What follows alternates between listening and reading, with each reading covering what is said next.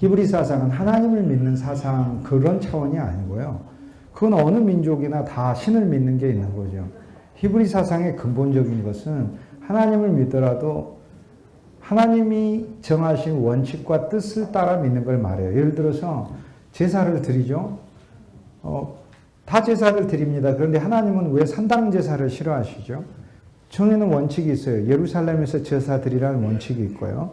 그 원칙을 통해 하나님이 말씀하려고 하는 바가 있어요. 모든 이스라엘이 다윗에게 모여야 된다는 거고 다윗 왕조에게 모여야 되고 다윗 왕조는 그림자이고 진짜 참 다윗 왕조인 그리스도께 모여야 된다는 훈련시키는 거예요.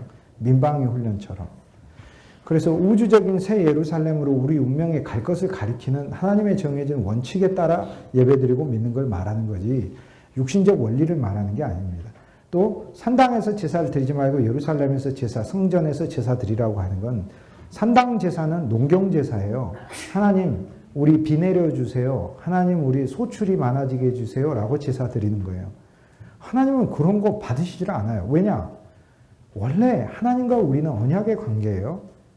방주를 줘서 구원하시는 첫 번째 언약, 무지개를 줘서 보호하시는 언약, 아브라함에게 씨의 언약을 줘서 하나님의 자손이 나게 하겠다는 언약, 땅의 언약을 줘서 살 곳까지 정해놨다는 언약, 할례의 언약을 줘서 다른 백성과 기본적으로 다르게 만든 언약, 언약이 한두 개가 아니에요. 10가지 언약을 통하여 하나님께서는 이스라엘 백성들을 기본적으로 먹이시고 입히신다는 것을 약속의 언약에 줬어요. 언약에 준 거를 뭐하러 내가 자꾸 말을 합니까? 언약을 했는데 예를 들어서 여러분 아들이 집에 올 때마다 어머니 내일 꼭 밥 해주실 거죠? 저하고 언약하십시다. 어머니가 언약 한 번 할 수 있죠. 그래서 그 다음날 오더니 어머니 저 꼭 내일 밥을 해주실 거죠? 밥 해주셔야 됩니다. 방에 들어가 봤더니 무릎을 꿇고 기도하고 있어요. 하나님 우리 어머니가 저한테 꼭 밥을 해주시게 해주십시오. 이러고 기도하고 있어요. 그런 아들은 병원에 데리고 가야 되는 거죠. 밥을 해줘야 될 게 아니고 병원을 데리고. 하나님은 예루살렘에 와서 제사를 때 어떤 제사 드려요? 속죄제. 너가 하나님 앞에 죄인임을. 속건제. 이웃에게 잘못했음을. 화목제. 하나님과 화목해야 하는 제사를 드리라. 소제. 네 자신이 하나님 앞에서 자아로 살지 말고 하나님의 복음과 율법을 네 삶에 적용하여 고운 가루로 그리고 알곡으로서 그리고 하나님의 불과 기름에 의하여 구워져 사람들에게 음식이 되는 삶으로 네 자신을 드리라. 이런 거예요. 제사가 종류가 달라요. 이게 헤브라이즘이에요. 그러니까 제사 드리는 게 헤브라이즘이 아니고요. 하나님께 예배하는 게 헤브라이즘이 아니고요. 그 예배를 하나님이 원하시는 방식과 방법에 따라 하는 것이 헤브라이즘이에요. 자, 헤브라이즘에서 왕이 세워지는데 왕은 어디나 세웁니다. 왕은 다 세워요. 그런데 애굽에 가가지고 백성들이 겨우 배운 게 아까 첫 시간에 말씀드렸듯이 왕 세우는 거 배워가지고 와서 왕 세워달라고 그러잖아요. 그러니까 하나님께서 이스라엘의 왕을 세우는 게 하나님 뜻이 아니라고 그래요. 그런데 하도 세워달라고 하니까 그러면 사울을 왕으로 세워라 이렇게 얘기를 하죠. 그래서 사울을 세우는 게 하나님 뜻이다. 그래서 하나님 뜻이 아닌 뜻이 있어요. 하나님 뜻이 아닌 뜻. 모든 게 하나님이 허락하시지만 하나님 뜻이라고 주장하시면 안 돼요. 그러니까 우리 개념 안에 결코 하나님을 가두는 어리석음에 빠지면 안 돼요. 하나님이 허락하시지만 하나님 뜻이 아닌 게 있어요. 그렇지만 또 하나님 뜻이에요. 그게 한 면에서. 왜 하나님 허락했으니까. 그러니까 하나님의 놀라운 알 수 없는 신비와 역사 우리 삶에 있어요. 그런데 이스라엘에서 사무엘 상하를 읽어보든 열왕기 상하를 읽어보든 계속 읽어보세요. 단 한 군데도 빠짐없이 대신하여 왕이 되니라. 대신하여 왕이 되니라. 대신하여 왕이 되니라. 세상의 왕은 내가 왕이에요. 그런데 이스라엘의 왕은 헤브라이즘은 뭐예요? 내가 왕이 아니에요. 하나님이 왕이니까 왕인 하나님을 내가 대신하여 왕이 되는 거예요. 그러니까 더 본질적으로 이야기하면 하나님이 하늘에서 왕하시는 건 그것도 좋은 거죠. 그런데 하나님이 하늘에서 왕하는 게 아니고요. 하나님이 육신을 입고 하나님의 본질인 말씀이 육신을 입어 우리 가운데 와서 이 말씀이 먼 게 아니고 말씀이 가까이 있다. 그리스도를 통하여 하나님의 본질이 가까이 있어서 이미 우리 안에 와버려 있어서 헤브라이즘은 그 한 존재가 왕인 거예요. 그러니까 그를 대신하여 왕하는 거예요. 그러니까 어느 왕이 와야 되는 거예요. 그러니까 이 왕은 하늘에 있는 하나님만 대신하여 왕이 된다는 걸 말하는 게 아니고 하나님이 하늘에 있는 왕이 인간이 되셔서 인간 속에서 참 왕으로 계시는데 하늘에서도 왕할 수 있는데 아까 제가 예수 고엘 설명했잖아요. 길 가는 사람이, 모르는 사람이 나를 구해줘도 되는데 어두컴컴한 밤에 먼 길을 시골길에서 걸어가려고 하고 그럴 때 무섭기도 하고 그러는데 어떤 차가 확 섰어요. 섰더니 아이고 우리 동네 사람이 반가워. 아 타세요. 여기 이 밤에 걸어가시면 아이고 길도 먼데 몇 킬로 타세요. 아, 고맙죠. 타고 가죠. 근데 어두컴컴한 밤에 차가 딱 섰는데 보니까 여러분 아들이고 여러분 딸인 거예요. 얼마나 반가워요. 어차피 나를 구해줘야 되는데 하늘에서 구해준 게 아니고 인간이 돼서 나의 삶에 참여하셔서 나의 가족이 되고 나와 같이 되셔서 구주가 되었다는 것은 이것은 말할 수 없는 하나님의 사랑을 가리키는 거죠. 그러니까 헤브라이즘은 그냥 하늘의 하나님이 나를 도와주는 이런 차원이 아니라니까요. 어떤 한 존재가 인간 안에 태어나는데 어떤 한 존재가 하나님으로부터 왔고 실은 하나님을 가지고 왔고 하나님 안에 있는 모든 것을 가지고 와가지고 인간한테 나는 하나님이라 너하고 달라 이렇게 사는 존재가 아니라 인간 안에 참여하시고 인간의 모든 것을 사로잡으시고 육신에 참여하여 육신의 고난을 위로하시고 육신에 참여하여 육신의 한계를 가지시고 육신에 참여하여 육신의 한계를 뛰어넘으시고 육신에 참여하여 육신의 모든 한계를 종결하시고 그러니까 이게 성육신입니다. 그냥 뭐 단순히 낮아지고 이런 게 아닙니다. 그분이 육신이 됐다는 것 자체가 나의 모든 것이 그분 안에 소유됐고 연결됐고 그분이 해결하시고 처리하시고 그분이 맡으셨음을 얘기하고 육이 가지는 모든 어두움과 모든 부정적인 것 육이 가지는 선한 것 속에서도의 그 그릇됨을 하나님이 처리하신다는 그리스도 예수의 놀라운 복음이죠. 그러니까 헤브라이즘은 그 하나님만을 얘기하는 게 아니라 그 어느 한 존재가 와서 왕을 하는 거. 그 왕을 내가 미리 대신해서 왕을 하는 거예요. 그러니까 구약에 대신하여 왕이 됐다는 거 아비를 대신한 게 아니고 다윗을 대신한 것도 아니고 단순히 하늘에 있는 하나님을 대신하여 왕이 됐다는 의미 그 이상을 넘어서서 우주적인 한 만왕의 왕이 오셔야 하는데 그 왕을 대신하여 지금 왕을 하는 거예요. 그러면 대신하여 왕하는 사람이 교만하면 안 되잖아요. 내가 왕이 아니야. 난 대신하는 왕일 뿐이지. 대리자 왕이라는 뜻이죠. 이게 히브리 사상이에요. 히브리 사상은 모든 인간 존재가 자신 안에서는 해답이 없어요. 하와는 하와 안에서 답이 없어요. 아담은 아담 안에서 답이 없어요. 하와는 여인의 후손 안에서 답이 있고 아담은 아담의 후손 안에서 답이 있어요. 아담의 후손이 아담의 아들 안에서 답이 있단 말이에요. 그래서 예수님이 와서 나는 사람의 아들이다. 나는 아담의 아들이다. 이렇게 얘기하신 거예요. 내가 모든 인간의 답이라는 거예요. 그러니까 내가 모든 인간의 답은 모든 인간성이 나에게서 새로 시작할 뿐만 아니라 모든 인간성의 종결이기도 하고 그러니까 주 예수 그리스도 그분 한 분을 만나는 것은 내 개인적으로는 진짜 나의 모든 것의 종결이죠. 그래서 갈라디아서는 1장에서는 그분을 만나 내 죄가 죽고 갈라디아서 2장에서는 나란 존재가 죽고 3장에 있어서는 율법이 죽고 4장에 있어서는 정과 욕심이 죽고 5장에 있어서는 그분을 향하여 4장에 초등학문이 있고 5장에 정과 욕심이 죽고 6장은 세상이 다 죽어요. 갈라디아서 6장 14절에 세상이 못 박히고 나도 세상에 대하여 못 박혀요. 십자가는 거기까지 나가는 거예요. 그러니까 그냥 단순히 내 죄 용서해 주는 이런 차원이 아니에요. 십자가라는 것 속에 들어있는 그 영원한 비밀은 파도 사실 끝이 없어요. 그런데 이것을 비밀로 남겨놓은 게 우리에게 감사한 거죠. 왜요? 그런데 이 비밀을 모르게 남겨놓지 않고 우리를 등불을 만들어 등불을 켜고 그 비밀을 보면 우리도 볼 수 있고 집 안으로 들어오는 모든 자에게 설명할 수 있게 해주셔서 감추인 것이 드러나지 않을 것이 없고 숨겨진 것이 나타나지 않을 것이 없다라고 약속을 해줬어요. 그러니까 우리가 이 사역에 하나님이 우리를 참여시켰다는 것은 그리스도의 비밀과 보화를 알아 점점 그리스도를 벌어가서 그리스도를 전하는 자로 우리를 세운 것인데 헤브라이즘은 나라는 존재 아래 답이 없고 창세전부터 인간은 어느 한 존재를 만나기로 하나님 정하신 거예요. 그런데 그 한 존재가 타락이 있기 때만 한 존재를 만나는 게 아니고 하나님이 인간을 창조했을 때부터 하나님 형상을 따라 창조했기 때문에 형상을 따라 창조된 존재가 이게 물이죠. 물의 형상을 따라 창조되면 이렇게 비슷하긴 하고 똑같이 생기긴 했어도 개별적이에요. 하나님의 형상을 따라 창조된 존재가 그리스도 안에선 예수 그리스도의 형상으로 우리를 조성하신다는 거예요. 그러니까 따라가 아니고 이제는 그 존재 자체가 내 안에서 새로운 내 자아가 되게 하신다는 거예요. 이것은 창세전부터 예정한 목적인데 이걸 하나님의 경륜이라고 부르고 결국 우리 인간을 만드신 이유는 우리 인간이 인간 차원 수준에서만 사는 게 아니라 인간으로서 살면서 인간으로서 누릴 수 있는 모든 행복과 즐거움도 다 누리게 하셔서 얼마나 감사한지 모르죠. 진짜로요. 저와 여러분이 길거리 돌로 태어난다고 우리가 하나님 앞에 뭐 할 말이 있겠어요? 할 말이 있습니까? 없지.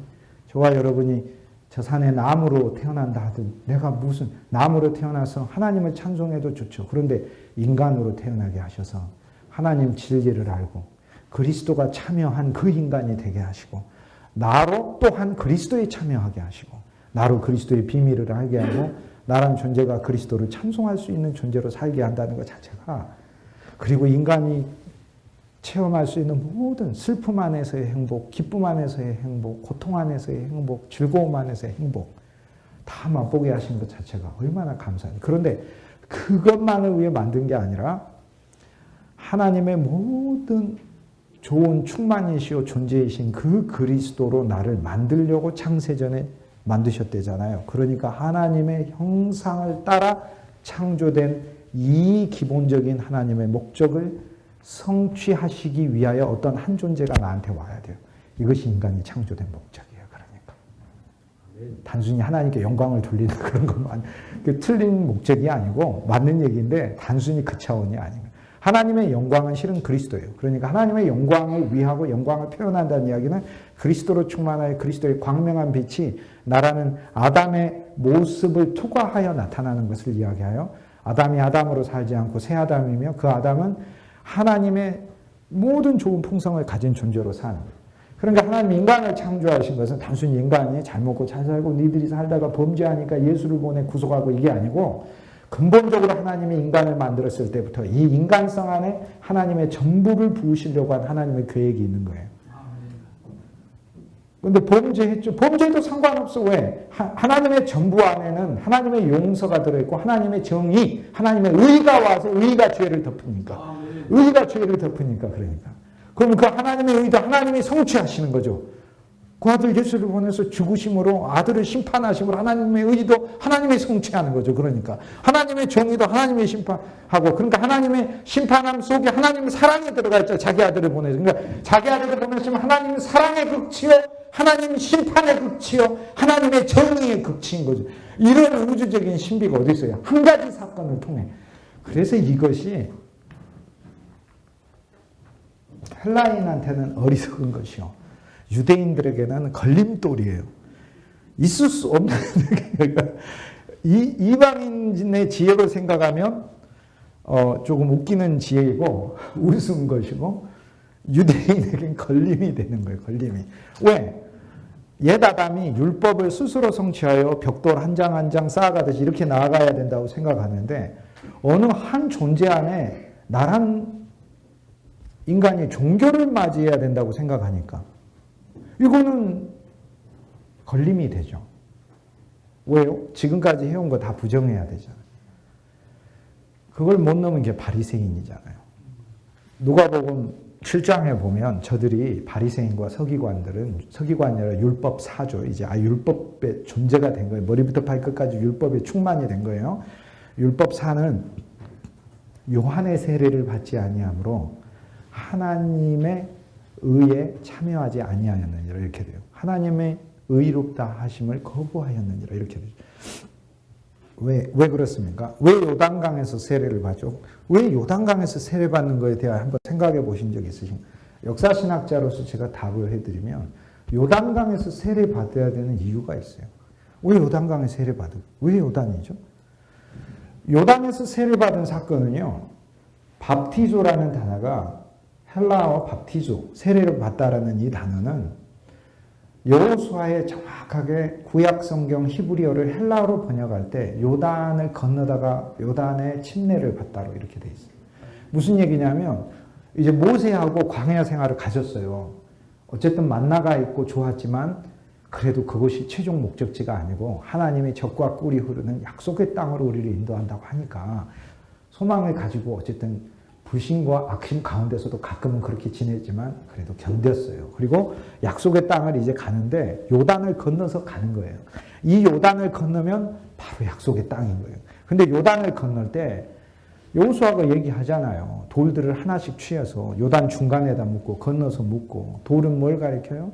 우리의 과거의 모든 유산이요, 돌은 나 자체를 가리키잖아요. 그러니까 요단이라는 걸 건너면 경계선인 그 강인데, 갈릴리 호수가 있고 요단이 있고 사해바다가 이렇게 있으면, 요단이 있으면 여기를 건너서 모압 평지에서 이렇게 요단을 건너는데, 여기 건너면 가나안 땅 아닙니까? 여기가 가나안 땅. 요단을 건너면서 야 그냥 건너자가 아니라 여호수아가 하나를 했어요. 돌을 여기 묻자. 돌은 우리예요. 우리 자신은 광야의 불신을 묻자. 광야의 악심을 묻자. 요단의 강을 지나면서 우리가 이곳에서 장사 지내서 가자. 그런데 장사 지냄을 통하여 우리는 새로운 땅이 있다. 그러니까 요단을 건넌다는 말은요, 우리가 너 죽어볼래 이런 뜻이 아니에요. 우리가 그리스도인이 싸울 때 너 오늘 요단강 한번 건너가 볼래 이렇게 얘기하는데, 그런 얘기가 아니고 새로운 인생을 사는 새로운 인생. 그러니까 여호수아가 요단을 건너게 하여 새로운 영역에 갔어요. 그런데 이스라엘이 나라를 잃어버리고 아시리아에, 바벨론에, 페르시아에, 그리스에, 로마에까지 막 내려오면서 나라를 다 잃어버리고 땅을 차지한 것 같아도 차지한 것이 아니고 요단을 잃어버렸잖아요. 요단을 건너가서 얻어야 될 풍성을 잃어버렸잖아요. 그런데 어느 한 존재를 기다리죠. 어느 한 존재가 오면 우리를 요단을 건너 약속의 땅으로 인도하는. 지금 그들은 눈으로 보이는 가시적인 땅에선 살고 있지만 그 땅이 자기 땅이 아니게 돼버렸잖아요. 속국이 돼서 자유도 없고 풍성도 없고 왕국도 없고 보좌도 없고 아무것도 없어요. 하나님의 백성으로 빚도 없고 아무것도 없어요. 그러니까 누군가 여호수아가 와서 우리를 건네줘야 돼. 그런데 요한이 나타나서 요단에서 세례를 막 주는 거예요. 그러니까 사람들은 이건 엄청난 영적 사건인데, 그 이전에 여호수아가 요단을 이끌어서 우리를 약속의 땅으로 넣듯이 이 사람이 우리를 약속의 땅으로 넣을 것인가? 그래서 세례 주는 요한한테 물어본 거 아닙니까? 당신이 오실 그이입니까? 오실 그이. 난 아니라고. 내 뒤에 바로 오시는데, 바로 오시는 자가 새로운 요단으로, 즉 나는 물로, 요단의 물로 침례를 주지만 새로운 요단이라는 하나님의 거대한 영의 요단강에서 여러분의 모든 존재 자체를, 여러분은 여기서 육체를 씻지만 육체를 넘어선 존재 모든 것이니까 과거, 현재, 미래까지 거기서 씻는 거예요. 과거도 다 씻고 현재도 다 씻고 앞으로 미래도 씻은 채 나는 미래를 만나는 거죠. 그러니까 그 놀라운 역사가 어느 한 존재를 통해 올 건데, 저기 가네, 저기 저 사람이 이렇게 얘기한 거죠. 저기 저 사람. 근데 내가 죄인인데 그러면은 이 요단을 들어가서 그 땅에, 풍성한 땅에 들어갈 수 있습니까? 그랬더니 이 요단에서 침례 받으면 준비가 되는 거야. 그래도 죄가 있는데요? 이 요단이 씻는 겁니까? 그랬더니 아니야. 저기 저 사람이 죄를 지고 가는 사람이야. 염려하지 마요. 저 사람이 그 죄를 얼마나 너무 많이 졌는데, 그랬더니 하도 요한이 짜증날 거 아닙니까? 그러니까 자꾸 묻지 말라고 저답 하나 있잖아요. 세상 모든 죄를 지고 간다고 이렇게 그냥 딱 얘기하잖아요. 그래. 옆에서 내 죄도 지고 갑니까? 그런가? 지고 가. 제 죄는요? 그래. 세상 모든 죄를 지고 간다니까? 알았어? 더 이상 묻지 마. 알았지? 이렇게. 그래서 요단에서 세례를 받는 건 가나안 땅이 기다리고 있구나. 그래서 그리스도는 오셔서 요단의 세례를 통하여 유프라테스 강을 건너는 우상에서 하나님을 믿는 믿음으로, 홍해를 건너는 세상에서 하나님의 언약으로 오는 믿음으로, 그리고 인간의 한계와 하나님을 믿기는 하지만 자기 의에 빠져서 자기 자신 안에서 의의를 세워보려고 하는 자기 종교의 종말을 거쳐 요단을 건너 그분의 풍성한 땅 안에서 그분이 주시는 기업, 그분이 약속 자체가 또 되죠. 그분이 약속 자체가 돼서 그분 안에서의 모든 풍성을 누리게 하는 것으로 우리를 인도하시기 위하여 요단에선 우리 옛사람을 장사 지내고 새 사람으로 일으켜져서 들어가는데, 그러면 이걸 우리가 어떻게 체험할 건가? 이게 하나하나씩 있으면 성경이 어려워서 이해할 수도 없고 체험할 수도 없어요. 여기 생각해 보세요. 유브라데 강을 건넜죠. 히브리가 강 건넌 거니까 유프라테스 강을 아주 이전에 건넜잖아요. 쉽게 얘기해서 우상의 땅에서 우리 조상 아브라함은 유브라데 강을 건넜노니 믿음으로 왔다는 얘기잖아요. 그럼 우리는 어떻게 해야 하는가? 그것도 있고 그랬더니 강 건넜더니 홍해를 또 건너라고 그러네.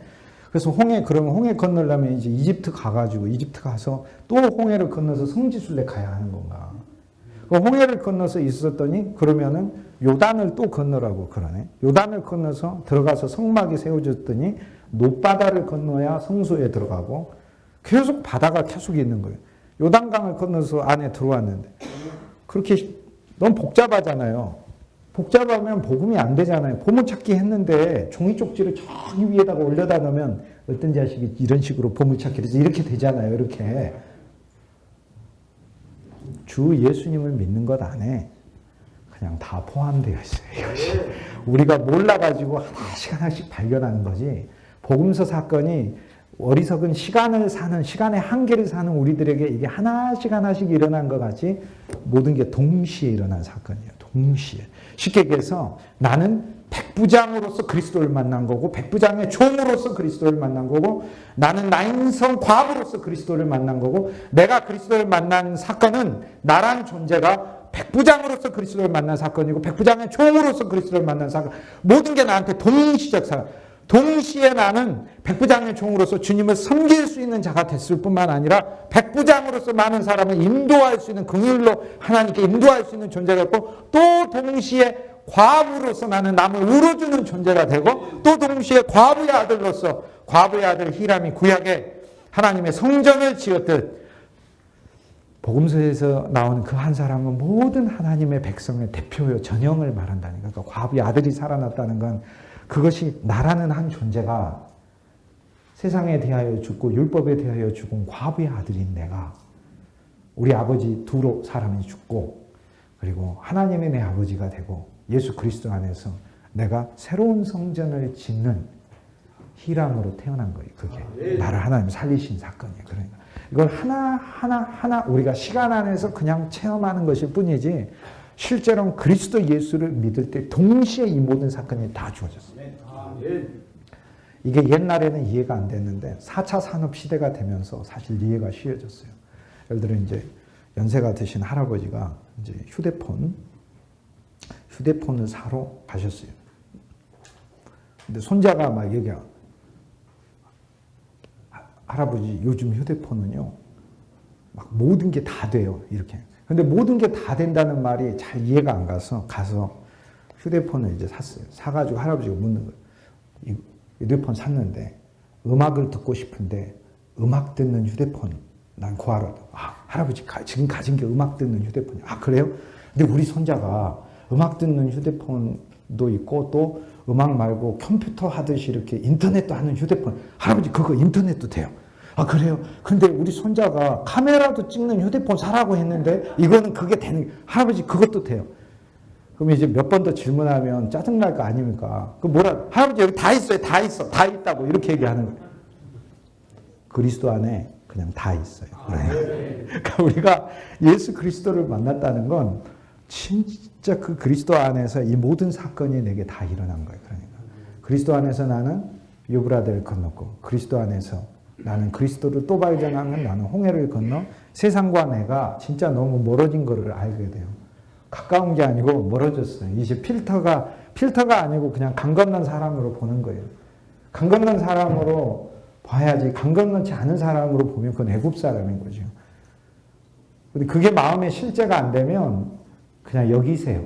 여김이 진짜 좋은 거예요. 안 여겨서 그래요. 여기시라고요. 나는 강을 건넜다. 나는 세상을 건너 내 안에는 그리스도의 풍성이 있다. 이렇게 그냥 여기는 거예요. 여김의 믿음. 이게 참 믿음입니다. 이게. 여김이 참 믿음을 낳는 거니까. 그리스도를 우리가 소유하여 그분을 더 누리게 되면 주님이 요단을 건너게 해서 내 육신 자체를 신뢰하지 아니하고 이젠 더 이상 내 말재주를 신뢰하지 아니하고 설교하고 내 지식을 신뢰하지 아니하고 설교하고 내 학위를 신뢰하고 전하지 아니하고 내 타고난 육체가 빌립보서 3장에 바울이 얘기해요. 가말리엘 문화, 이스라엘 사람 중에 이스라엘 사람. 난지 8일 만에 할례받고 100명에 5명만 난지 8일 만에 할례받고 5%도 안 돼요. 그렇게 엄청난 어려서부터 뛰어난 전통의 집안에서 자랐어요. 육체란 이렇게 몸으로 힘쓰는 것을 성경이 말하는 게 아니라 내 몸으로 내가 구성한 나의 모든 존재를 육체라고 그래요. 학위든 신분이든 뭐든. 나의 말과 지혜로 전하지 아니하고. 이 요단을 건넌 사람이에요. 그리스도 안에서 주님이 더 누려지면 그런데 그 모든 사건을 이룬 게 실은 십자가예요. 십자가를 통해 우린 걷는 거예요. 십자가를 통해 못 박혀버렸어요. 하나님이 못 박아버렸어요. 그것을.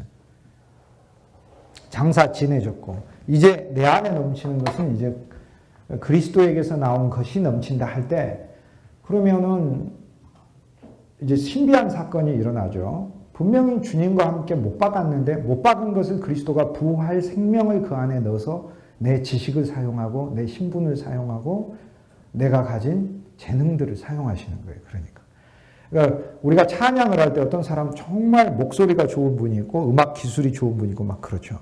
그런데 나의 목소리 좋은 것을 자랑하는 것은 여호와를 칭찬, 하나님을 칭찬하는 게 아니라 날 칭찬해 달라고 하는 거잖아요, 이게.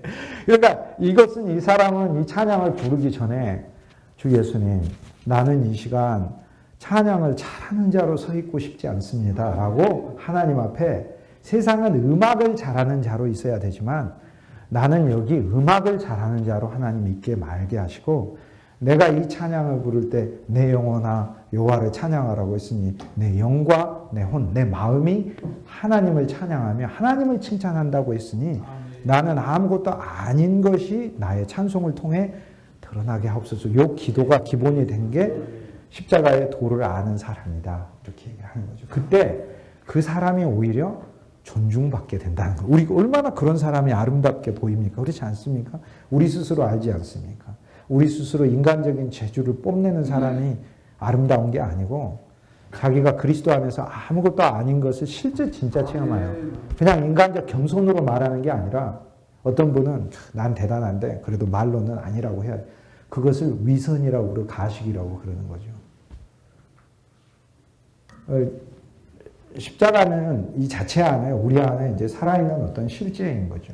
헤브라이즘이 이제 더 들어가 볼게요. 헤브라이즘은 어떤 한 존재를 만나기로 내 운명이 예정되어 있고 그 한 존재가 나라는 존재뿐 아니라 온 세계 우주를 그 한 존재 안에서 다 통합시키고 끝나게 하고 그 한 존재 안에서 옛 세상도 끝나게 하고 새 세상도 창조하게 하고 그 한 존재 안에서 우주 만물이 다 그 한 존재를 향해 가게 만든 걸 그걸 헤브라이즘이라고 불러요. 헤브라이즘의 이름을 짓는 건 모든 것은 그 한 존재의 속성과 그 한 존재의 일을 가리켜요. 헤브라이즘의 이름은 야곱이 12아들을 낳았죠. 12아들 루벤이라 보라 아들이라. 이 이름은 내가 아들 낳았다는 뜻이 아니에요. 하나님의 아들을 낳게 하신 아들을 낳게 하신 하나님을 가리키는 이름이에요. 보라 아들이라. 하나님의 아들이 내게 태어난 거예요. 하나님의 아들이. 이 아들이 죄악의 아들이어도 그래도 하나님이 준 아들. 그런데 헤브라이즘의 진짜 본령은 뭐냐면 어떤 삶을 어떤 존재든지 그리스도를 지시하고 가리키는 거예요. 이게. 반드시 그리스도 안에서 만나게 돼 있어요. 자, 바울이 이것을 골로새서 1장 15절에 만물은 그리스도를 위하여 존재. 그리스도에게서 났고 에게서 났죠. 그 다음 그리스도를 통하여 존재하고 지금 내가 숨쉬는 것도 예수님이 숨쉬라고 해서 숨쉬는 거예요. 내 기본 육신 생명이 되어주시고 내 안에 영원한 생명이 되어주시고 육신 생명도 되어주시고 나의 호흡이 되어주셔서 내가 숨쉬는 거죠. 그래서 만물은 그리스도를 통하여 이 건물이 서 있는 것도 그리스도를 통하여 서 있을 뿐이에요. 그리고 만물이 그리스도를 통하여 존재할 뿐 아니라 만물이 그리스도로 향하여 가고 있고 만물은 그리스도를 위하여 세상 사람도 다 그리스도를 향해 가고 있어요. 왜요? 하나님의 심판자가 그리스도니까 그리스도의 심판을 향해 가고 우리도 그리스도의 심판, 판결을 향해 가요. 그런데 우리의 판결은 그분의 긍휼이 넘치는 판결이에요. 막 판결에 긍휼이 덕지덕지 들어있어요. 긍휼이. 그러면 긍휼을 벌어야죠. 긍휼이 여기는 자는 긍휼이 있는 판단을 받고 야고보서 2장에 긍휼 없는 자는 긍휼 없는 판단에 빠져. 그러니까 막 엄하게 얘기를 하는데 알고 봤더니 긍휼이 너무 많은 얘기를 막 하고 있어요.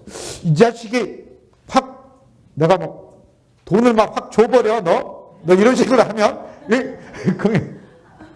너처럼 그런 식으로 하면 내가 막 용서할 거야 너 이러면 이게 긍휼 있는 판단을 하는 거고, 긍휼 없는 판단은 조그만 거 하나 잘못해도 막 혹독하게 매섭게 몰아붙이고 하는 거예요. 예수님이 우리 보고 영적인 권세까지 줬잖아요. 그러니까 너가 형제한테 긍휼을 베풀어라. 그러면 내가 널 만났을 때도 내가 그 긍휼 이상의 긍휼을 베풀겠다고.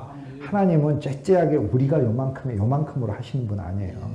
사랑을 붓는데 그 아들을 보내 죽게 하시는 사랑을 붓는데 어찌 우리한테 뭐 할 때 우리의 긍휼의 수배 만배로 30배 60배 100배로 진짜 긍휼로 돼요. 그러니까 나는 나의 모든 행동은 계명, 긍휼을 베풀어라, 사랑하라 라는 율법을 지키는 행위가 아니고 하나님의 긍휼이 나한테 반드시 올 거라는, 하나님이 내게 인내하고 사랑하는 자에게 주는 복이 따로 있다는 것을 믿는 믿음 안에서 나는 내가 그래서 사랑하는 거지, 내가 무슨 인격이 훌륭해서 사랑합니다. 저 절대 인격이 훌륭해서 참는 거 아닙니다. 요즘은 하나님 안에 감추어진 보화가 있다는 사실을 알고 믿는 자에게 주는 보화, 사랑하는 자에게 주는 보화, 참는 자에게 주는 보화가 다 따로 있다는 사실을 알고 기왕이면 다 거둬야지. 다 거둬야죠. 그런데 참는 자에게 주는 복은 참는 자만 받는 복인 거지. 안 참는 자에게 어떻게 참는 자가 주는 복을 줍니까? 하나님의 말씀은 다 언약인데 그분이 법적으로 지킨다는 건데. 그러니까 나는 그분의 약속을 믿어서 참는 거지. 내가 무슨 인격이 훌륭해서 참습니까? 절대 안 참습니다. 그리고 더 본질적으로 깊게 들어가면 나부터서 하나님의 긍휼의 대상이라 한량없는 죄가 용서함 받은 것이 얼마나 감사한지, 그 긍휼로 나도 그런 것일 뿐이죠. 만물은 어느 한 존재를 만나도록 하나님이 정하셨다는 사실을 알고 그것을 체험하는 것이 히브리 사상이에요. 저는 제 이름이 동주인데 같을 동자 기둥주자를 써요. 이렇게 한문으로. 기둥과 같으라고 우리 아버지가 이름을 지어줬어요. 진짜 좋은 이름이죠. 그래서 이 이름이 율법이 됐을 땐 내가 어느 곳에 가나 기둥돼야 돼요. 내가 수업 시간에 내가 기둥돼야 되는데 선생님이 나를 저기 지붕 기와 취급하면 막 화가 나면서 어느 조직이나 나는 기둥이 돼야지. 율법이 됐을 때는 이것이 짐이 되고 사람들과 경쟁하면 너무 피곤하더라고요. 그런데 헤브라이즘을 알고 나선 나의 모든 이름은 그리스도 안에서 성취된다는 사실을 알았고 이루시는 분도 그리스도고 이루어져서 그 얻어지는 대상도 그리스도라는 사실을 알았어요. 기둥과 같아야 된다는 것은 기둥은 그리스도라는 것을 알아서 나는 내가 기둥되는 게 아니라 내가 그리스도로 향해야 된다는 이름이 내 이름이라는 걸 깨닫고, 두 번째 나를 기둥되게 만드는 분도 그분인 거고, 그리고 그 기둥이 무거운 거 지고 있어야 되니까 가급적이면 기둥을 안 만들어줬으면 좋겠다는 생각이 요즘은 많이 들고, 그리고 기둥을 어쨌든 만드는 분도 그분이고 만들어져서 얻어진 그 기둥도 그리스도라는 사실을 알았어요.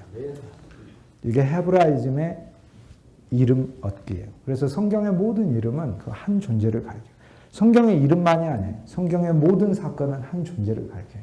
하나님이 창세기 1장 1절, 이제 드디어 창세기를 들어가네요. 태초에 하나님이 천지를 창조하시니라. 이 하나님이라는 한 존재를 내가 그냥 하나님을 결코 만날 수 없어요.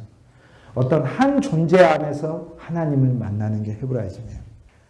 그 한 존재는 너무 높이 있어서 내가 못 가요. 갈 수가 없어요. 하늘 높이 있어서 누가 올라가서 그분 말씀을 나한테 가져다 줘. 근데 누가 올라갈까 하지 말라 하잖아요. 그러니까 왜 하지 말아요? 그 바울이 풀이해 주잖아요. 이 일은 누가 하는 일이라고요?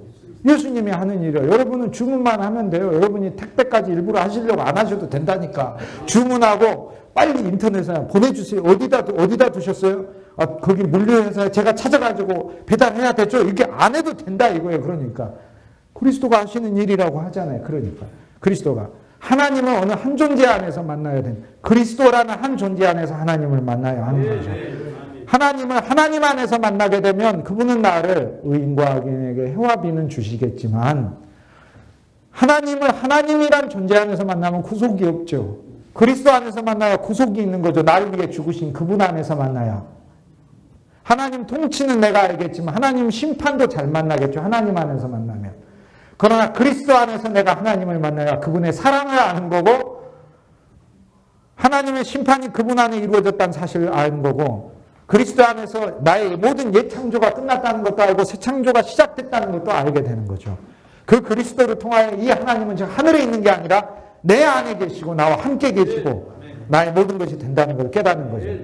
그러니까 태초라는 것조차도 시간인데 시간조차도 어느 한 존재 안에서 만나야 돼요. 그래서 나는 그 존재 안에 시간으로서 효력을 지닌 게 아니라 이 땅에 우리가 70이고 강건하면 80인 삶을 사는 게 아니라 왜 아담은 1000세까지 안 살고 930까지 살았는가?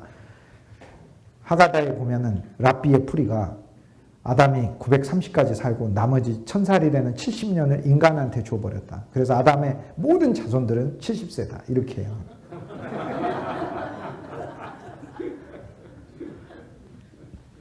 태초 자체도 시간이라는 것 자체도 모든 출발이라는 것도 어느 한 존재를 통하여 출발해야 된다. 그래서 요한이 얘기하잖아요. 그리스도는 알파요 오메가고 그리스도는 시작과 나중이고 그리스도는 처음과 끝인 거예요. 나라는 존재 자체의 시작, 나의 모든 일의 기원, 나의 모든 것은 그리스도 안에서, 그러니까 태초도 그리스도 안에서 만나야 되고 하늘도 그리스도 안에서 새 하늘을 만나고 땅도 그리스도 안에 새 땅을 만나는 거예요.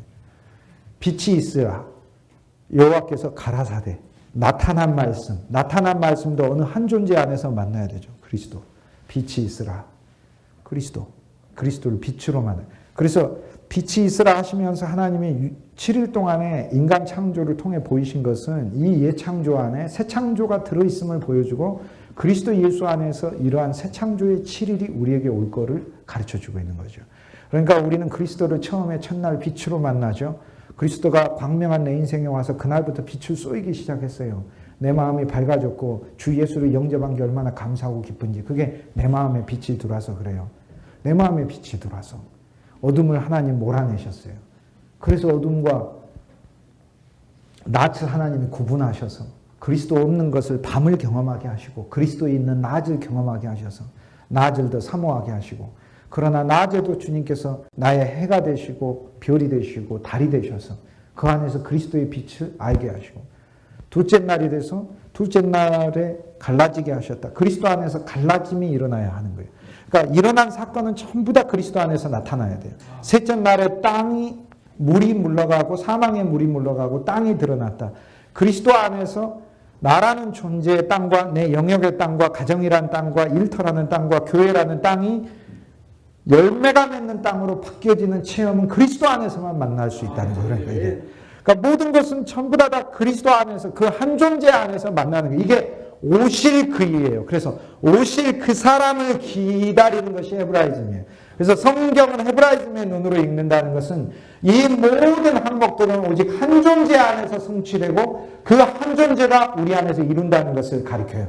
그래서 네 번째 날에 더 큰 광명으로 어느 한 존재를 내가 만나야 되고 그것이 나의 낮이며 나의 인생의 어둠에 있어서는 그분은 숨은 빛이 되어 나에게 여전히 비추고 있고 달빛처럼 그런데 달빛처럼 아름다워서 캄캄한 내 인생에 그분은 아름다운 그리스도로 나로 체험되게 하시는 거고 그분은 별빛이 돼서 작아 보이나 이 땅에 있는 수많은 별이 태양과는 비교가 안 될 만큼 크듯 그분은 캄캄한 밤에 우리에게 별빛이 되셔서 실은 알고 보면 우리에게 낮에 떠 있는 태양과는 비교도 안 될 만큼 큰 빛을 본질적으로 가지고 있어서 그것도 한 개도 아니고 헤아릴 수 없는 많은 별빛으로 우리에게 다가오시는 그 그리스도를 체험하는 우리가 더 그리스도를 체험하게 되면 우리는 사망의 바다에서 생명력 있는 물고기로 그러니까 초대교회의 상징이 물고기인 거예요. 자동차 물고기는 사망의 바다에서 생명력 있는 물고기로 사는 것이고 사망의 급류에 이리저리 휩쓸리는 게 아니라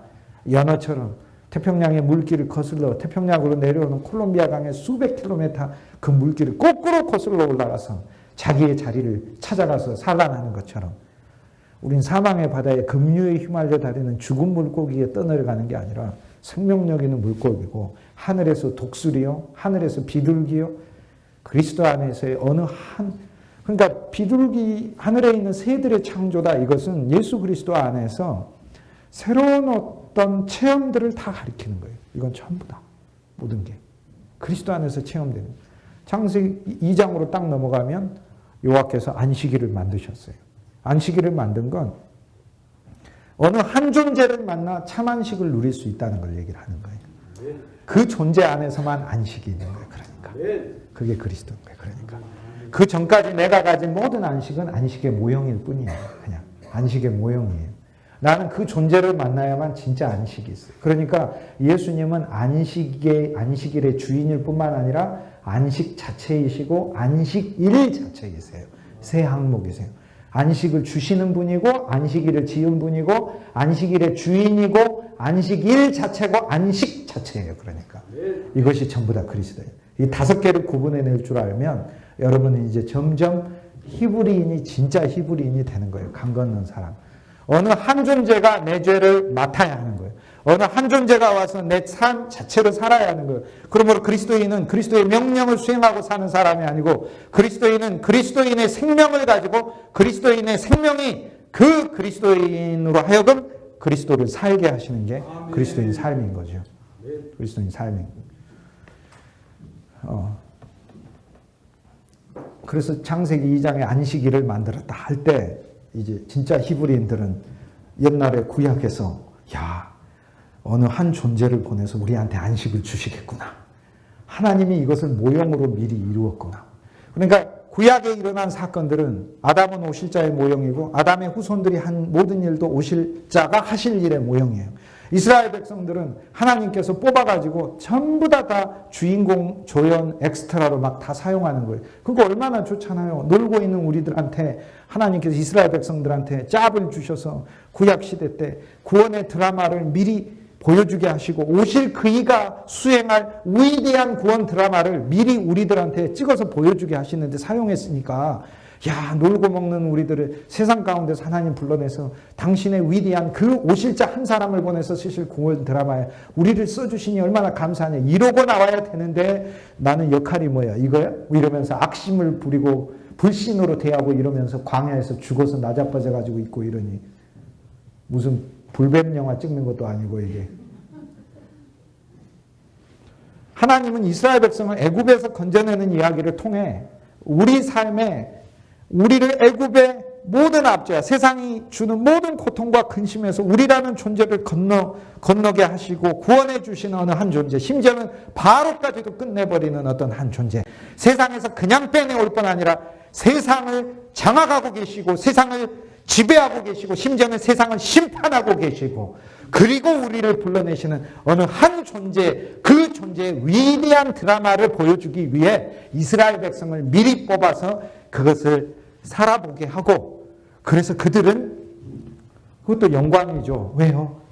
나중에 내 역할을 우리가 천국에 가가지고 새 예루살렘에 가서 하다 보면 젊은 얼굴의 어떤 분을 만나요. 거긴 다 청년 같으니까 나이 구분할 수 없어요. 지금 머리가 허예도 다 그러면 거기 가가지고도 다 이렇게 이러고 다니고 그러면은 아니잖아요. 거기 가면은 광명한 그리스도와 같은 밝은 보석처럼 얼굴이 빛이 나서 근데 막 어떤 청년을 만나면 막 자랑을 할 거예요. 막 우리 보고 이름을 물어보겠죠. 형제님 이름이 뭐예요? 성도님 이름을 그랬더니 그 성도님이 나 아벨이 아벨. 그럼 아벨 할아버지. 그럼 할아버지 아니야. 나 할아버지 아니라고 여기 새 예루살렘에 할아버지 아니야. 그랬더니 그 아벨. 그러면서 우리한테 자랑하겠죠. 구역예배 할 때 내가 말이야 예수님이 하셔야 될 구원의 제사를 드리는 그 역할을 미리 했었다니까.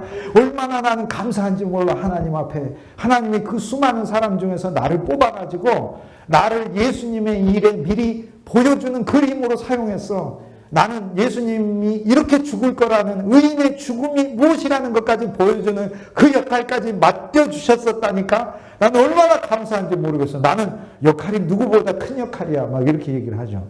그럼 우리가 전부 다 입을 열어서 와 부럽습니다 이러고 있을까봐 히브리서 11장 맨 마지막에 보면 어떤 사람들은 믿음이 대단해서 톱으로 써는 것도 이겨내고, 어떤 사람들은 멀리서 그리스도가 오실 것을 보고 환난과 핍박 가운데서 인내하면서 이것을 기다리고, 어떤 사람은 토굴 속에서 굶주리고 배고프고 고난 가운데서 믿음을 지켰고, 그러나 이들은 믿음만 가지고 소망만 가지고 있었고 약속을 받지 못하였고, 우리들은 약속 자체이신 그리스도를 소유하였느니라.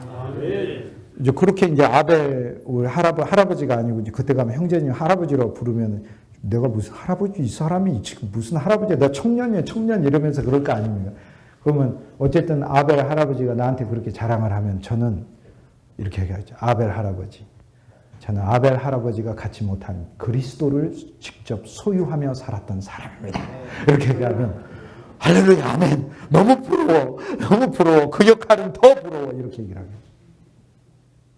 우리가 참여한 영광이 얼마나 놀라운 것인지, 이건 진짜 대단하죠. 그러므로 그들은 멀리서 보고, 구약의 성도들이 아벨부터 이야기하면서 믿음으로 제사를 드리고, 이렇게 무슨 믿음으로?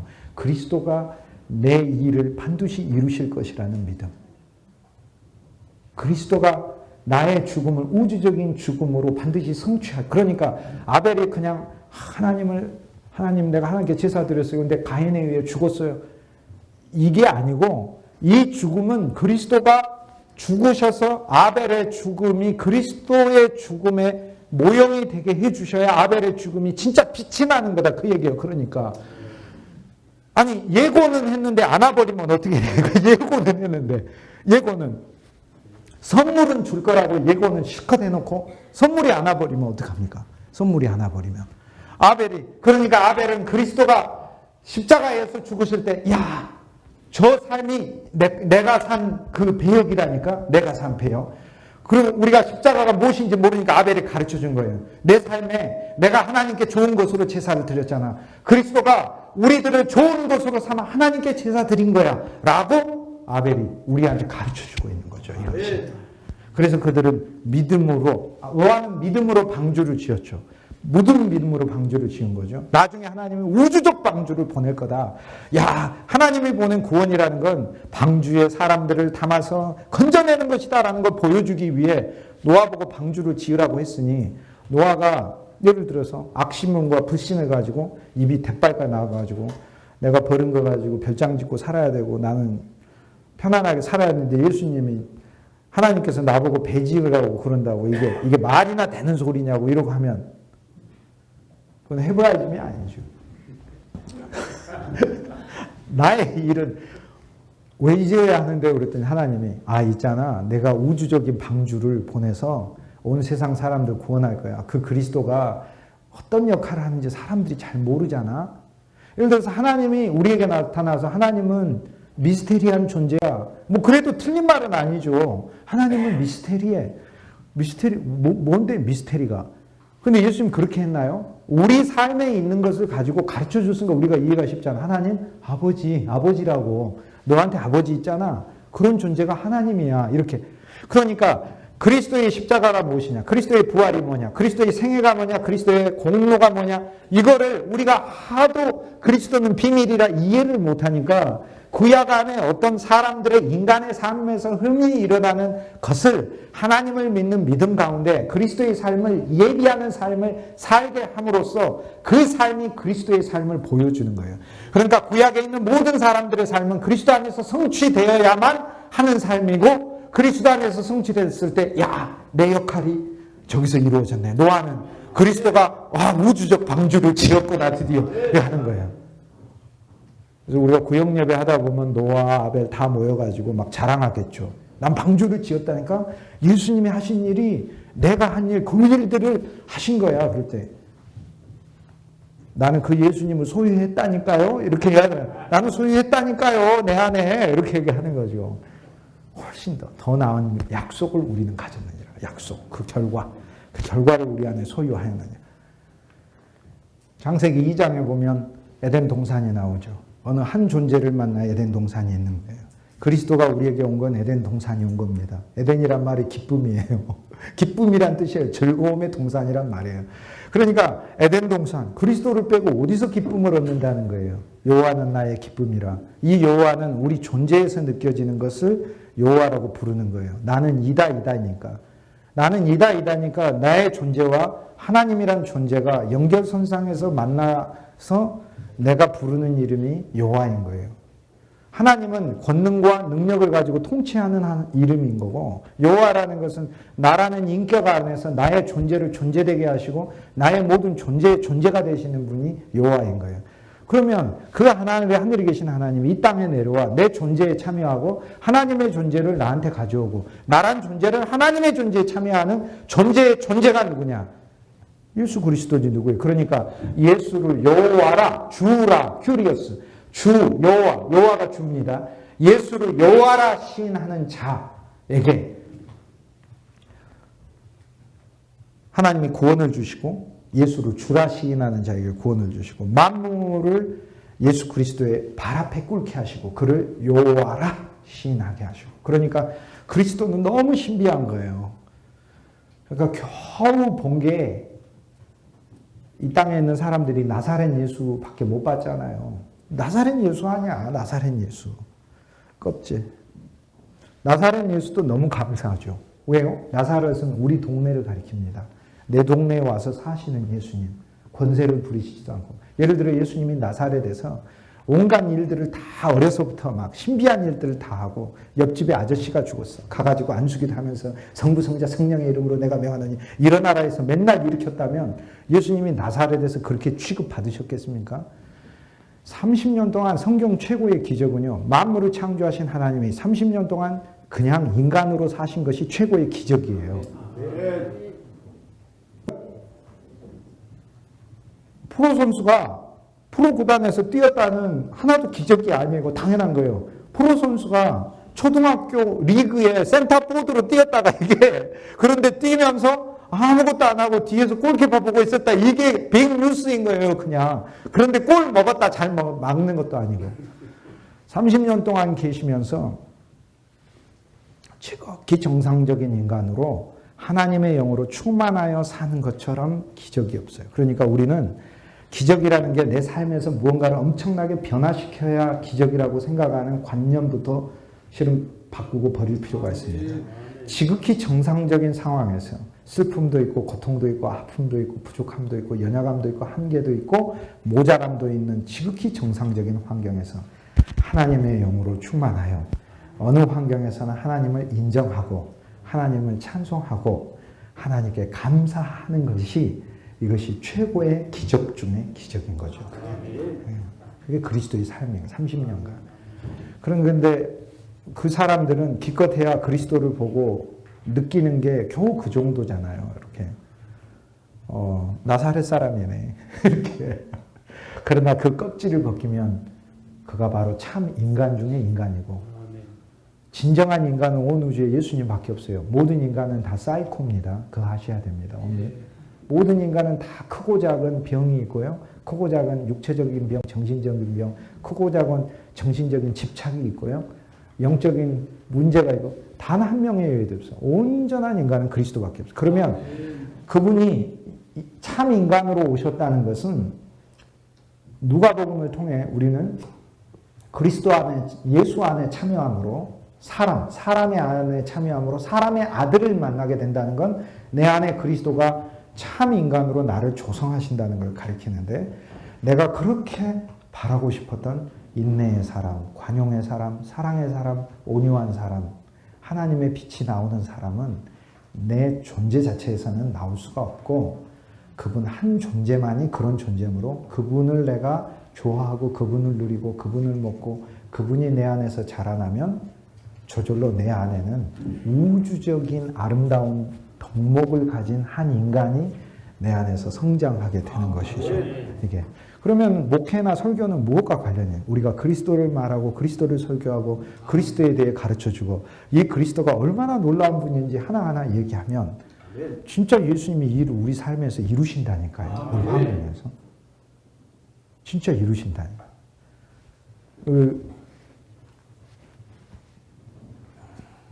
에덴 동산, 그리스도는 에덴 동산으로 오시죠. 우리한테 에덴 주려고. 그리스도는 에덴이며 동산이죠. 기쁨이고 동산이고.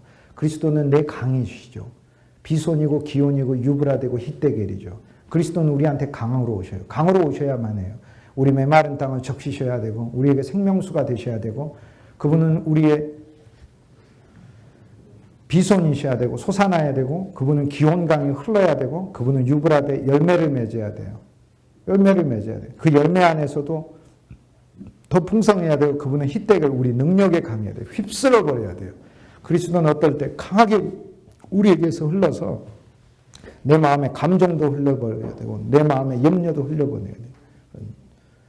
이게 예수 그리스도 모든 것은 히브라이즘은 모든 항목은 그리스도 예수 안에서 성취되고 만나는 것을 가리켜요. 그러므로 오실 그 자를 기다리는 거예요. 그래서 우리는 구약을 읽을 때마다 옛 약속은 하나님이 언약하신 모든 좋은 거 예를 들어 노아하고 방주를 언약했잖아요. 방주에 들어가는 자는 결코 멸망하지 아니하리라. 언약이잖아요. 사실 하나님은 언약을 안 해도 거짓말을 안 하니까 지키시죠. 하나님은 언약을 할 필요가 뭐가 있어요? 하나님은 언약을 할 필요가. 그렇잖아요. 하나님이 거짓말 안 하니까 말하고 지키시는데 뭐하러 언약하십니까? 언약을 했다는 것은 쉽게 얘기해서 이것은 죽음을 통하여 맹세한 것이니까 언약은 반드시 재물을 놓고 쪼개는 거잖아요. 베리 언약이니까 디아데케 반드시 죽음을 놓고 세우는 것이기 때문에 쉽게 얘기해서 이것도 어기는 자가 죽는 거죠. 그런데 주님은 주님의 죽음을 통해 언약을 하셨기 때문에 어길 수도 없고 근데 왜 죽으셨을까? 어기지 않아도 되는데 우리가 어기니까 우리의 벌을 죽으셔버린 거예요. 그러니까 네 어기면 죽어, 네 어기면 죽어. 그래놓고 그분이 죽으신 거예요. 그러니까 이 어떠한 사랑인지. 그러니까 우리가 실은 언약을 늘 지키는 것 같지만요. 우리가 찬송하잖아요. 우리는 주님을 늘 그렇죠. 늘 배반하나 주 예수 그 은혜 우리에게 풍성하시죠.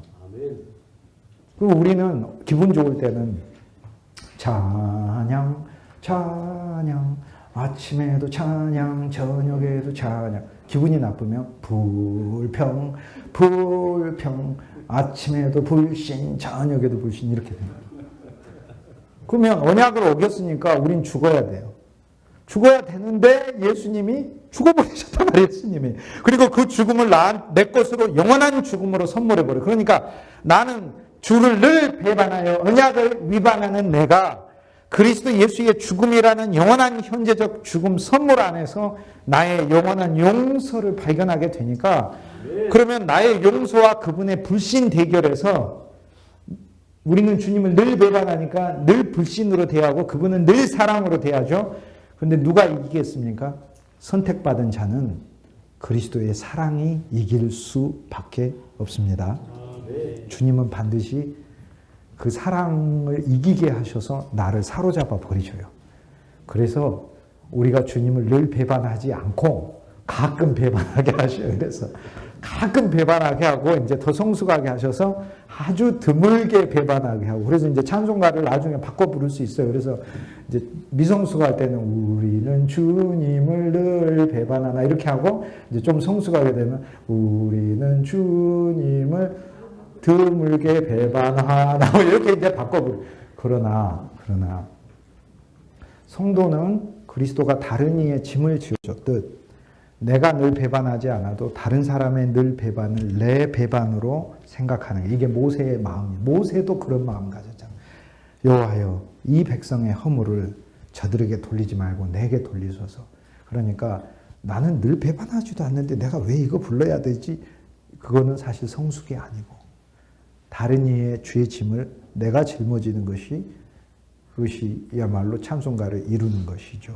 그것이 네 개의 강이 흐른다는 건 그리스도가 우리에게 네 개의 강으로 오셔야 된다는 거고 그 네 개의 비손 강에서는 보석이 나오잖아요. 호마노 진주도 나오고 베델리움 진주도 나오고 호마노라는 너무나 귀한 보석도 나오잖아요. 알라바스터, 옥합도 나오잖아요. 그 그리스도를 누려 내 삶에 진짜 나는 아름다운 옥합이 돼가는 거예요. 흑막한 거친 질글 같은 인생이 아니라 그리스도가 나를 그분의 유약을 덧칠하고 덧칠해서 그리스도를 알아갈수록 나는 알지도 모르는 가운데 아름다운 옥합이 되어 근데 옥합이 돼서 뭐 하느냐? 사람들 보고 이렇게 장식장에 놔두고 자랑하려고 하는 옥합이 아니라 그리스도를 위해 부어지려고 하는, 깨어지려고 하는 옥합이 되는 거죠. 그러니까 이게 거기엔 생명나무가 있네요. 우리 우주적인 생명나무가 우리한테 와야 돼요. 이분은 생명이어야 되고 생명의 나무여야 돼요. 그래서 생명의 열매를 우리한테 줘야 돼요. 우리도 생명의 나무에 붙어서 자라서 우리도 생명나무가 돼야 돼요. 모든 항목 하나하나는 어느 한 존재를 만나서 어느 한 존재가 우리 삶에 이루어져야 되는 거예요. 그걸 얘기해요. 성경을 딱 넘기면 창세기 3장에 되니까 인간이 범죄하는 이야기가 나와요. 아담과 하와가 선악과를 먹었네요. 범죄가 언제 일어났는지 제가 얘기를 해줄게요. 범죄가 아담과 하와가 선악과를 먹었을 때 범죄한 것 같죠? 그게 아닙니다. 아니고요. 범죄를 언제 했냐면 이때 범죄한 겁니다. 로마서 7장에 사실 그 답이 있습니다. 범죄를 언제 한 거냐면 뱀이 와서 하나님의 명령을 거역하는 말을 하죠. 하나님이 다 먹지 말라고 했지. 그러니 하나님은 다 먹으라. 선악과 빼고. 이렇게 돼 있죠. 그래서 인간이 답을 합니다. 선악과는 먹지 말라고 했다. 동산에 있는 모든 실과는 먹되 선악과는 먹지 말라고 했다. 그때 뱀이 뭐라고 이야기하냐면 아니다. 하나님과 같이 될까 봐 먹지 말라고 하는 것이다. 네가 선악과를 먹으면 하나님과 같이 되리라 그래서. 선악과를 먹어서 하나님과 결코 같이 되지 못하고 뱀하고 같이 됐어요. 그러니까 지금 뱀은 와서 자기하고 같이 될 수 있는 방법을 하나님과 같이 될 수 있는 방법으로 거짓을 해줘요. 얘기하는데 여기서 인간이 지금 뱀의 얘기를 들었어요. 그리고 하나님은 먹지 말라고 얘기를 해요. 그래서 인간이 곰곰이 생각을 했어요. 생각을 해가지고 뱀의 얘기가 맞은 것 같으니까 선악과를 먹은 거잖아요. 그래서 범죄한 게 아니고요. 만약에 인간이 곰곰이 생각해 봤어요. 뱀의 얘기하고 하나님이 하신 얘기하고 보니까 에덴 동산을 살펴보고 이래도 아무래도 만물을 창조하시고 늘 우리를 사랑하는 하나님의 얘기가 맞지 저 땅에 기는 뱀의 얘기가 맞겠어? 그래도 하나님의 얘기가 맞을 거야. 라고 해서 하나님의 말씀이 맞다고 선택해도 그래도 죄예요. 왜 그러죠? 자기가 판단해서 선택했기 때문에 그래요. 하나님의 말씀은 인간이 판단해서 옳다 그르다로 나오는 말씀이 아니고요. 하나님의 말씀은 하나님의 말씀의 존재 자체가 언제나 옳음이에요. 그러니까 나는 그것을 이게 옳은가 틀린가 사유하는 순간부터 실은 죄를 짓는 거예요. 하나님보다 더 높은 판단자의 위치에 서는 거예요. 이게 계명에 대하여 이때부터 인간은 한 가지 습성이 생겼다라고 로마서 7장에 이야기하는 거 뭐예요? 어떤 습성이냐면 하나님 말씀을 놓고 자기가 판단하는 습성. 두 번째, 자기가 판단해서 옳은 것이 나오는 게 아니고 자기가 판단해서 언제나 그릇된 것을 택하는 습성이 나왔어요. 그러니까 계명을 놓고 바울이 로마서 7장에 계명을 내가 알아도 내가 이것을 지키려고 해도 첫 인간이 자기가 판단한 것으로는 결코 정답을 못 내는 사건이 생기며 이것이 죄의 법칙이 되어버렸어요. 죄 안에 법이 돼서. 그래서 죄의 법은 나라는 존재가 비록 하나님의 법을 알아서 내가 그 법을 지키고 내가 그 법을 선택하려고 해도 결국엔 선택 못하게 되는 법칙에 내가 걸려 있다는 거예요. 그러니까 이거를 이제 제가 옮기려고 하는데 야, 이거 옮겨야 되겠다. 조금 이쪽으로 아니면 저쪽으로 옮겨야 되겠다. 가운데 있는 걸 이리 밀어서 옮겨야 되겠다. 내가 옮겨야 된다고 판단하고 이것이 옳은 것이라고 결정해놔서 옮기려고 해도 내가 옮기면 실패하는 법칙을 하나님이 정해놓으셨다는 거예요. 그래서 바울이 내가 원하는 것은 행치 아니하고 원치 아니하는 것을 행하는데 이것은 현상일 뿐만 아니라 내가 한 법칙을 깨달았노니 선을 행하기 원하는 내게 악을 행하게 하는 것이 함께 있다는 거예요.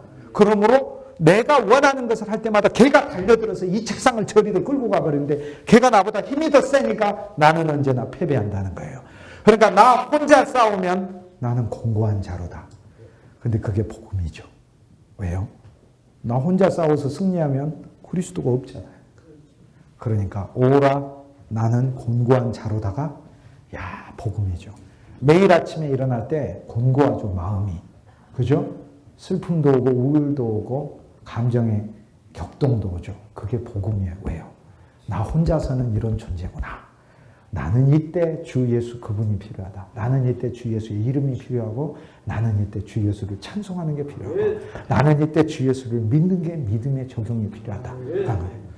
나는 언제나 나 혼자서는 곤고하다를 깨달을 줄 알아야 그것이 복음인 거죠. 그런데 그 한 존재가 필요 없이 난 잘 살아. 난 잘 살아. 이것은 복음이 아닌 거죠. 그에게 나는 공고함이 없어. 이것은 복음이 아니라 저주의 말인 겁니다. 이게 진짜로 저주의 말입니다. 그래서 요한 웨슬레의 설교에 보면 이런 설교 있어요. 오늘 작은 책자 사신 거에 보면 요한 웨슬레의 성탄 설교가 있는데 그 설교를 찾아서 여러분이 나중에 보실 수 있어요. 이 설교를 합니다. 요한 웨슬레가 난 젊었을 때 별로 불행하지 않았다. 근데 나는 이상하게 생각이 들었다. 왜냐하면 내가 어렸을 때부터 알고 있는 그리스도의 진리, 그리고 지금 내가 배운 주님의 진리를 내가 보면 그리스도가 없는 자는 불행하다고 그러는데 나는 어렸을 때 예수님이 내 마음에 많이 없었음에도 불구하고 별로 불행하지 않았다. 이렇게 얘기를 해요. 근데 왜 그럴까? 이렇게 생각해 봤더니 웨슬레 사도가 말을 하기를 그리스도가 없으면 본래 다 불행한 것인데 나는 불행함에도 불구하고 불행하지 않다고 기만당했었다. 이렇게 얘기를 해요. 기만당했었다. 진짜 그리스도 없는 자는 자체로 불행이고 공고한 겁니다. 그러므로 우리는 이제 창세기 2장에 아담이 잠을 자죠. 그리스도의 죽음은 인간의 죄를 넘어선 죽음이라는 걸 알게 돼요. 신부를 만들기 위한 죽음이구나. 그것은 죄만을 위한 죽음이 아니에요. 죄 때문에만 죽으신 게 아니에요. 죄 때문에도 죽으신 건데 그리스도의 죽음을 하나님은 죄 때문에도 죽게 만든 죽음으로 쓰고 죄와 상관없이 새로운 신부를 낳게 하는 우주적인 신랑에 잠자는 걸로 쓰시기 위해서 창세기 2장에서는 죄가 없이 아담이 죽는 게 아니라 잠을 자잖아요. 그래서 그리스도의 십자가의 죽음은 한 면에서 죄를 초월한 신부를 낳기 위해 그분의 가장 강한 뼈인 강력한 생명의 뼈를 우리 속에 집어넣는 그 창조의 과정으로 주님께서 그리스도를 십자가에 죽게 하셨죠. 그러므로 우리가 십자가의 죽음이 우리 안에 있다는 것은 이제 믿음을 적용해서 무너지지 않고 파괴되지 않고 없어지지 않는 불멸의 생명의 놀라운 그리스도의 뼈가 내 안에 있는 거죠. 그러면 내 본래 뼈는 어떻게 됩니까? 고집부리고 본래 뼈는 예수님한테 맞아가지고 부러져가지고 있어야 되죠. 그렇죠. 그러니까 내 뼈는 부러져 있고 그리스도의 강력한 뼈는 내 안에서 살아있고 그런데 이 두 개가 어긋나 있으면 자기 뼈는 아주 강하게 있고 그리스도의 생명은 약하여서 예수의 생명이 나오는 게 아니라 오히려 사망에 나오게 되고 헤브라이즘에 있어서 모든 본질적인 항목은 그리스도 한 분을 추구하고 있다.